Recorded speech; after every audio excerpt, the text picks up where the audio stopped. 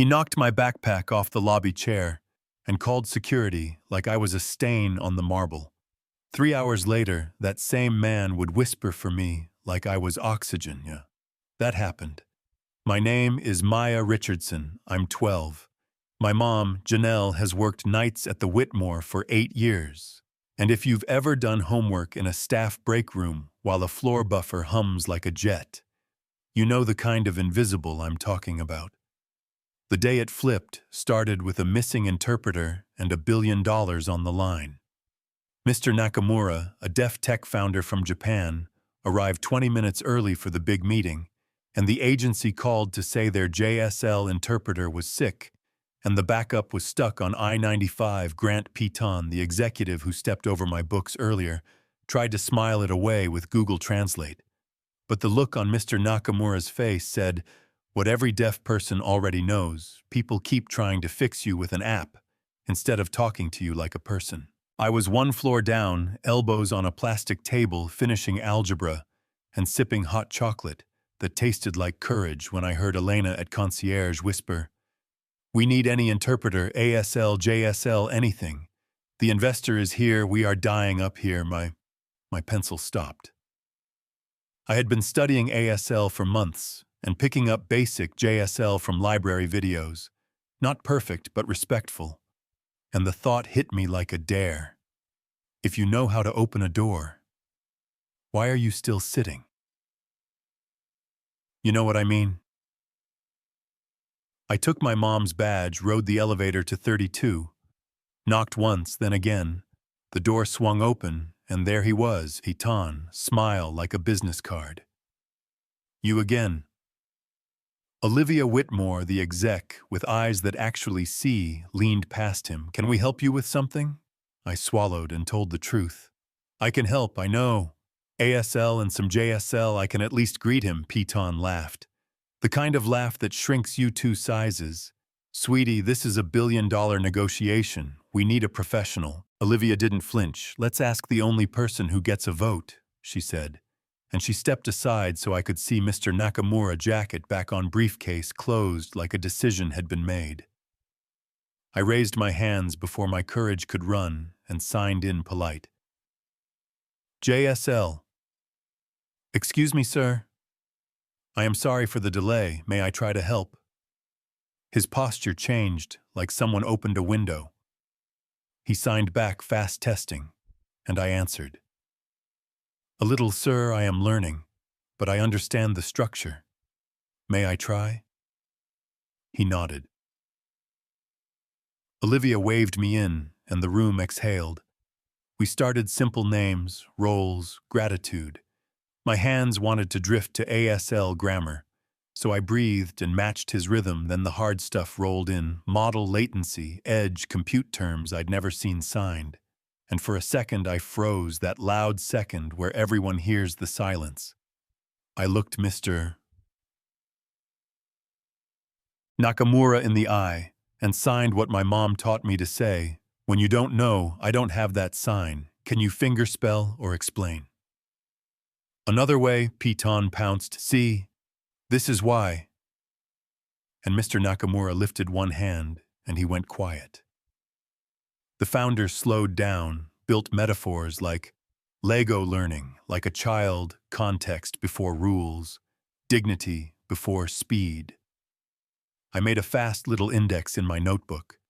A symbol for speed equals access. A star for accuracy equals respect. And when I voiced it out loud, something clicked around the table. Olivia leaned forward. "Then our proposal is wrong," she said. "We framed this as convenience tech, not human connection. Richard, fix." Section 3, the room nodded. Then the line in the sand got drawn. Piton slid a note across the table directly to Mr. Nakamura, bypassing me like I was a wire to be stepped over. The founder never looked down. He pushed it back with 2 fingers and signed at me, not the room. "If they don't respect you, they don't respect me." I voiced it without apology. Olivia met my eyes and said, "All communication goes through Maya, period. At the break, my hands finally shook. I leaned against the hall wall. The elevator opened, and of course it was Piton was dipped in honey. You did fine, kid, but the hard part is coming legal language equity terms, way above your pay grade. Go find your mom and tell her you helped the grown-ups, right? That one stung. My reflection in the chrome looked 12 and small and very... Not executive. Elena drifted over, pointed out the window at the spread of city lights. You think all those people waited to feel ready? She asked. Then my mom stepped out for her. 10 read my face in 1 second. Who forgot who you are? I told her. She put both hands on my cheeks like she was pinning me to myself. Did the man you are interpreting for ask you to leave? No. Then you stay. You don't need permission to be brilliant. Go finish the thing you started. Back at the table, the money talk began. Real numbers, real power, Mr. Nakamura. Signed 50-50 equal partners, equal voice, and I swear the air changed temperature. Patan didn't hesitate.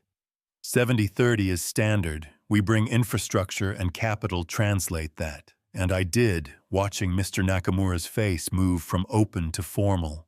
That mask you wear when you've been patronized by professionals, I asked Olivia if I could say one thing, not as the interpreter, but as the only person in the room who knows what invisible tastes like, she said.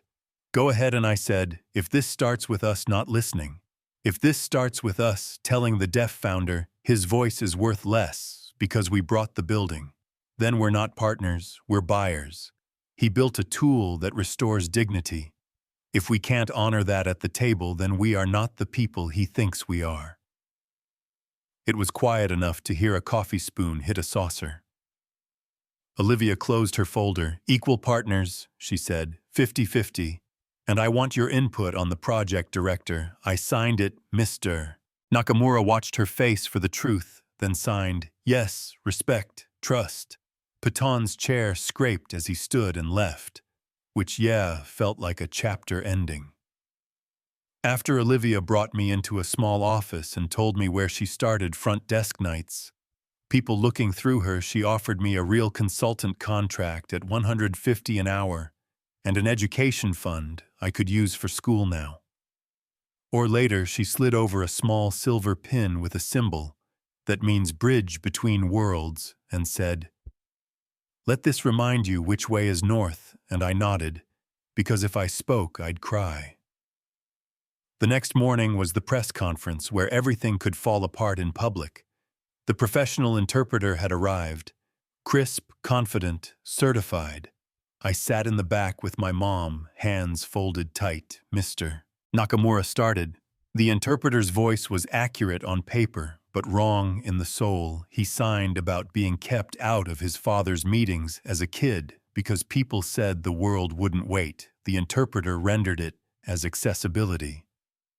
Improves business outcomes, true, but not the point. He stopped signing, mid-sentence signed. You are translating words, not meaning, and the room rustled like a storm moving in. I stood up because sometimes your feet decide before your fear does, walked to the stage while cameras pivoted. The interpreter bristled. Olivia took one breath and said, Mr. Nakamura chooses his voice today. He chooses Maya, and I took my place. We started over this time with breath and heart, and the room went still in the way rooms go still when people are actually listening. Then from the back, the voice we all knew would try one more time. Piton asked if relying on a 12-year-old sent the wrong message about professionalism, Mr. Nakamura didn't look away. He signed. I translated, professionalism isn't measured by age or paper. It's whether you see a human in front of you. Yesterday, a child treated me as a person, while adults treated me like a problem. If that bothers you, the problem isn't her age, it's your definition of respect. The applause started like rain and turned into a storm. People stood, my hands shook again. Good, shook. After that, the real work began. Whitmore launched the Bridge Builder Scholarship so kids like me could study languages and tech, Without choosing between work and class, my mom was promoted to Director of Staff Development, with a mandate to find hidden talent. She built pathways so the maintenance engineer with a Syrian architecture degree could actually design, so the night guard with a medical background could recertify Dr. Kading, who used to work under Piton, walked away from him and into a better job with Olivia. And yes, Piton was fired, not because he misjudged a kid, but because he misjudged humans and called it standards. Other hotels copied the parts that were real, deaf guests, checked in without theater. People learned 3 signs and used them: hello, thank you, I see you, and the lobby where I used to wait for my mom got a small plaque that says, "In this place we see most people walk past it without noticing." Which is perfect. The point of dignity is that it becomes normal. So here's where I ask you what you think, because I know some of you will come in hot. Was Olivia right? To put a kid at the table, was Mr. Nakamura right to stop a live event? Because the words were technically correct, but wrong at heart was firing. Piton, fairness, or revenge? Have you ever been him? Have you ever been me? Drop it in the comments and be honest. And do one more thing this week. Learn 3 signs. Hello, thank you, I see you, then use them with someone who needs to be heard. Tell me what happened. Tell me where you stand on equal voice versus standard practice. Tell me a time you finally saw someone you used to walk around, because I was invisible until the moment someone needed me, and that shouldn't be the requirement. Right? We can choose to see before the crisis. We can be the bridge. If this hit you, hit like so. The story finds the people who need it. Subscribe if you want more messy, true stories about dignity and power. And share this with somebody who wears a badge no one reads. I'll be in the comments listening.